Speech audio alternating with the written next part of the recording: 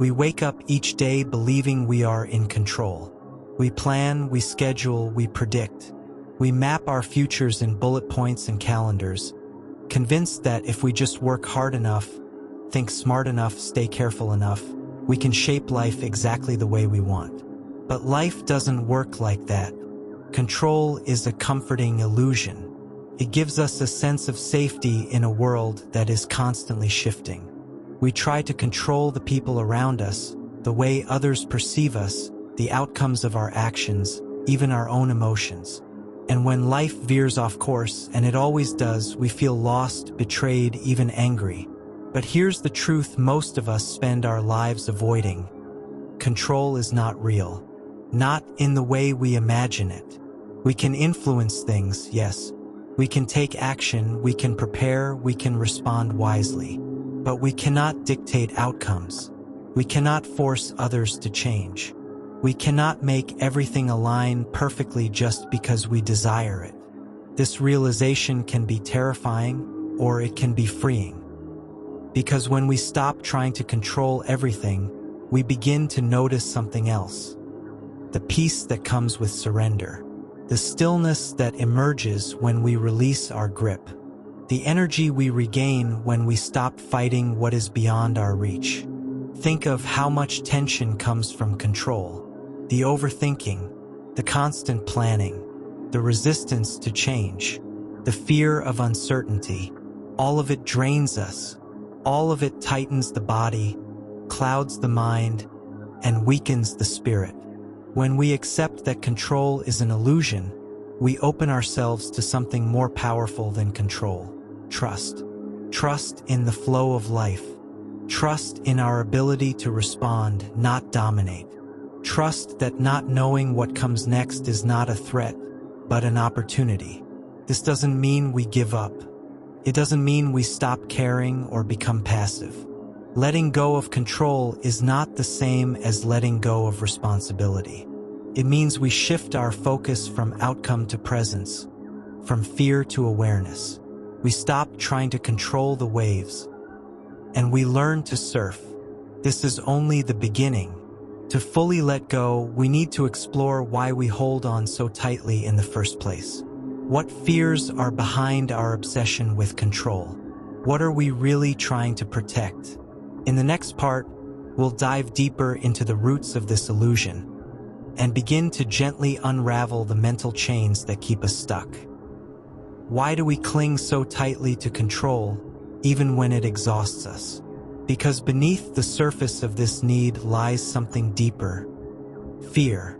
The fear of the unknown. The fear of loss. The fear that if we don't grip the wheel tightly enough, everything will fall apart.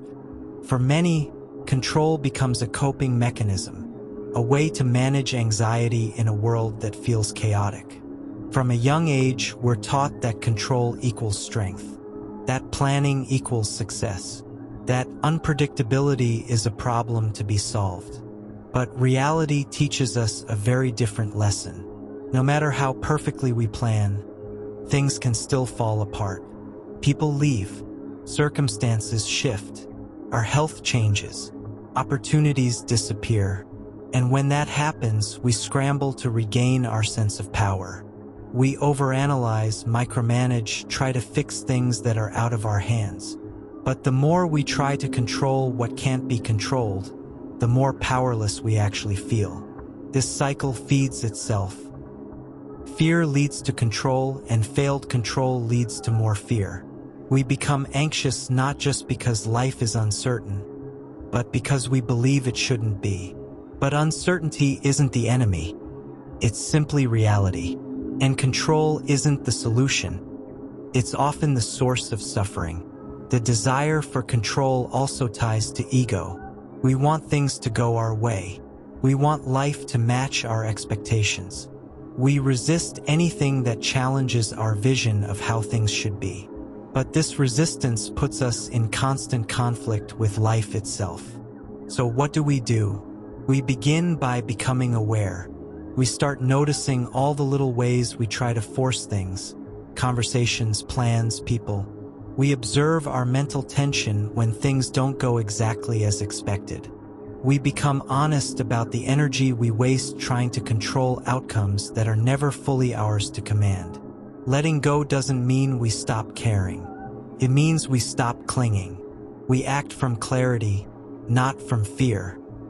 We engage with life as it is, not as we wish it would be. And in that space, something amazing happens. Peace begins to grow. When we drop the illusion of control, we start to feel lighter, freer, more grounded. We start to breathe more deeply, to live more fully. We become more flexible, more accepting, more resilient. Letting go is not a weakness. It's a strength. It takes courage to trust the flow of life, especially when it doesn't align with our plans. In the next part, we'll explore what it actually means to let go, not in theory, but in practice. How do we release without becoming passive?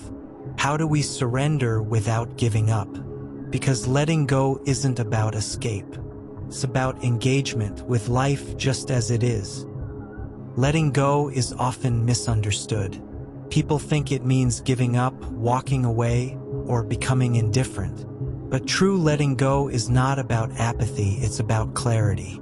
It's not weakness, it's strength. It's the ability to stop resisting what you cannot change and to start flowing with what life is offering in this moment. To let go is to release your grip on what you think should be and instead face what is. It begins internally. Letting go is not something we do with our hands. It's something we do with our minds and hearts. It's releasing expectations. It's dropping the need for perfect outcomes. It's loosening the tight knots of worry and fear and allowing space to simply be. One way to begin practicing letting go is to observe your reactions. Pay attention to the moments that frustrate you. Are you upset because something unexpected happened?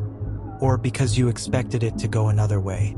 Most suffering doesn't come from the event itself, but from our resistance to it. Letting go requires trust. Trust that even when things fall apart, you won't. That life continues even through pain. That uncertainty, while uncomfortable, also holds beauty, possibility, and growth. But this is not easy. Letting go may involve grief, the grief of releasing control, of losing a version of the future you wanted. It may involve fear, the fear that without control you are vulnerable. But with practice, something profound begins to unfold. Peace. A deeper, more enduring kind of peace. This peace is not dependent on things going right. It's a peace rooted in acceptance. Imagine standing in a river. You can either tense up and try to stop the water from flowing, or you can float, trust the current, and conserve your strength for steering when you need to. Life is much the same. Control tries to stop the river. Letting go learns to float. This doesn't mean we abandon responsibility. Quite the opposite. Letting go gives us the clarity to act wisely. Instead of reacting with fear, we respond with presence. Instead of trying to force things, we work with what's real. And when we stop clinging, we often find better solutions because our minds are no longer clouded by panic. Letting go also means forgiving others and yourself. It means not holding on to resentment, blame, or guilt. It means allowing things to end when they need to end. It's knowing that peace is more important than being right or being in control. This is the art of letting go, gentle, deliberate, and freeing. In the next part, we'll explore the cost of control, the toll it takes on our minds, bodies, and relationships. Because while control may feel safe, it often comes at a high price. Control comes at a cost, but it's a cost we rarely stop to measure. We chase certainty, we obsess over outcomes, and we try to manage every detail of our lives, believing that this effort will bring us peace. Yet more often than not, what we feel is the opposite. Tension, anxiety, exhaustion. The truth is, trying to control everything is mentally and emotionally draining.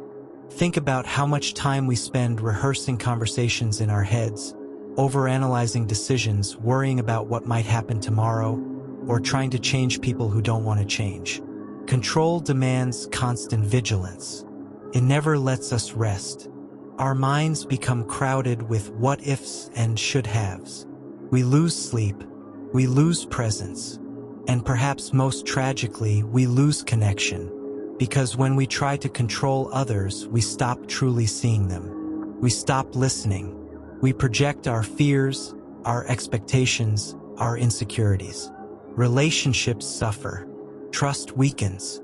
Authenticity fades. Control also isolates us.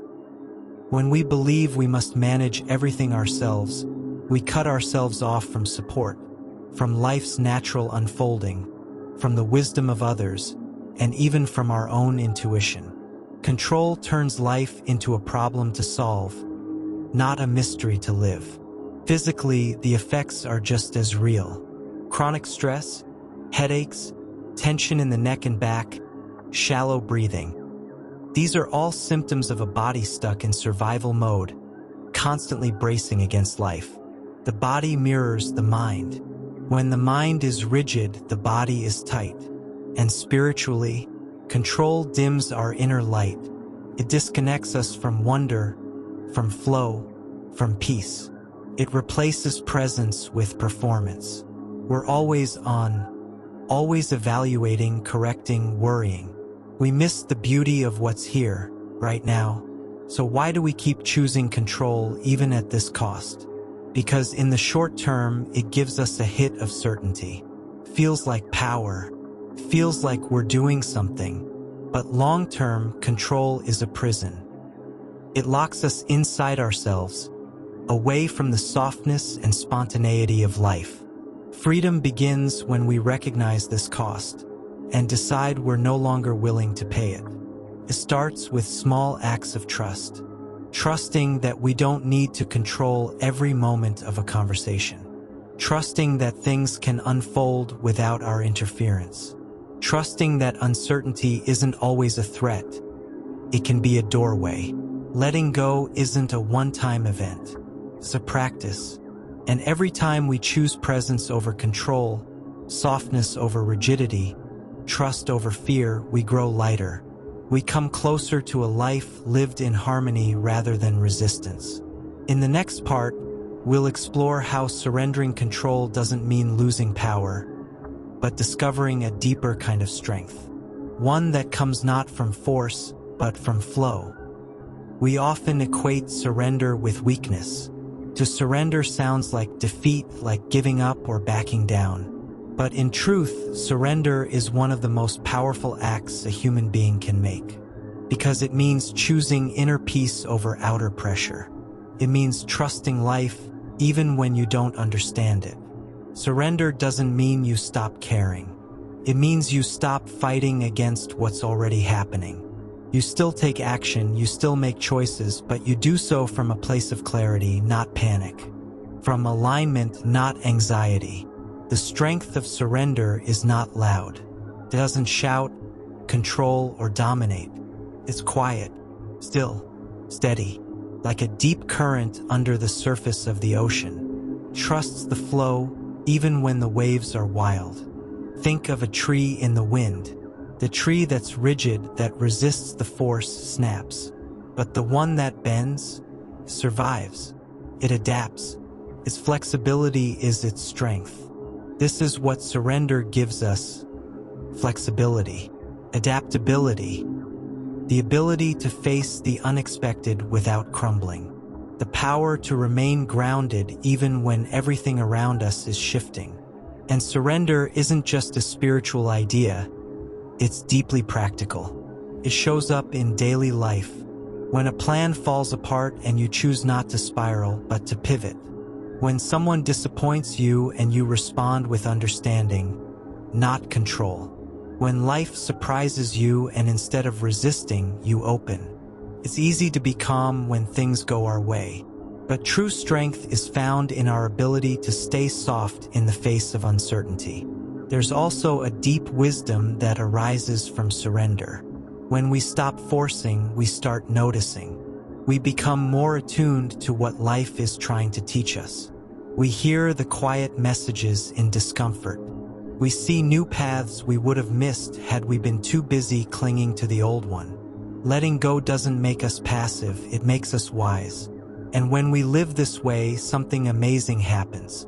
We begin to feel safe. Not because everything is under our control, but because we've built the inner resilience to face whatever comes. Our confidence is no longer tied to outcomes. It comes from within. This kind of strength can't be faked. It's not flashy. It doesn't need validation. It's grounded, peaceful, real. So ask yourself, what am I holding onto that's weighing me down? What would happen if I stopped resisting and started allowing? Surrender doesn't mean doing nothing. It means doing the right thing at the right time without the weight of fear. It's acting from a deeper place, a place of trust. In the next part, we'll explore how this inner shift transforms not just your mindset, but your entire experience of life. Because when control falls away, what remains is something far more powerful: freedom. When we release control, we make space for freedom. Not the superficial kind of freedom sold to us by ads and distractions, but a deeper freedom. A freedom of the mind, a freedom of the heart. It's the freedom to live lightly, to breathe fully, to show up as we are, not as we think we should be. Control weighs us down. It fills our mental space with fear, our bodies with tension, and our lives with pressure. But freedom is different. Freedom is spacious. It's trusting that we are safe, even when things are uncertain. It's knowing we don't have to fix everything to be okay. This kind of freedom changes how we move through life. You begin to notice beauty again, in the quiet morning light, in the sound of birds, in the pause between thoughts. You begin to listen more and react less. You become more grounded, more compassionate, more real. Because when we stop controlling, we stop pretending. We stop playing roles and start being present. Freedom is saying no when your body says no without guilt. It's saying yes to joy without needing a reason. It's sitting with sadness without needing to solve it. And most importantly, it's choosing peace over performance. This doesn't mean life becomes perfect. It doesn't mean you'll never feel stress again. But it means that stress no longer owns you. You don't spiral the same way. You return to calm faster. You trust yourself more. You begin to live in alignment with your values, your truth, your inner compass. That alignment is a form of freedom, because it means you're no longer chasing someone else's version of success, or trying to please people who don't even understand you. You're walking your own path, calmly, confidently. This is the hidden reward of letting go. Not just peace, but power. Not the power that comes from controlling things, but the kind that comes from knowing you can handle whatever comes your way. You become less reactive, more patient, more forgiving. You stop wasting energy on things you cannot change, and focus instead on what truly matters. Freedom is not found in certainty. It's found in your response to uncertainty. When you no longer fear life's twists and turns, you are free. When you can be fully present with joy and fully present with pain, without needing to rush through either, you are free. When you don't need to control others to feel safe, you are free. Freedom beyond control is quiet. It doesn't scream or demand attention. It simply exists, like a deep well inside you, always there, always available, waiting for you to return. In the final part, we'll bring everything together: how to integrate this way of living into daily life, and how to carry this sense of peace and freedom with you wherever you go.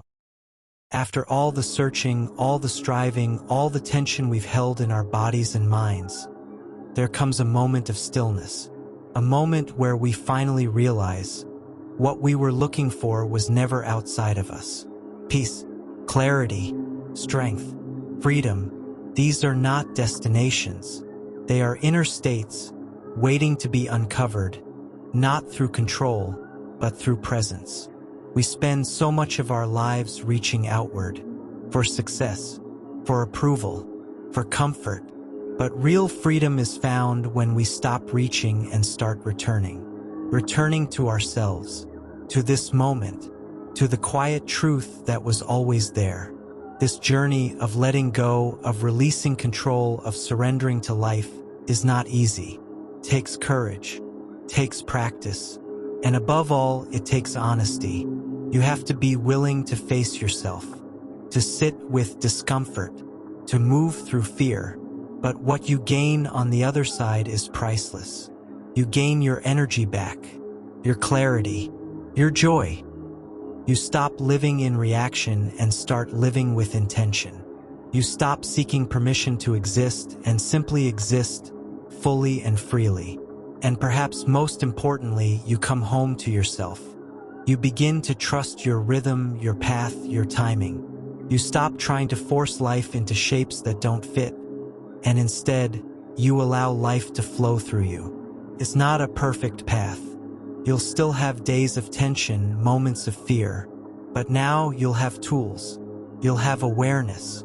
You'll know how to pause, breathe, and return to center.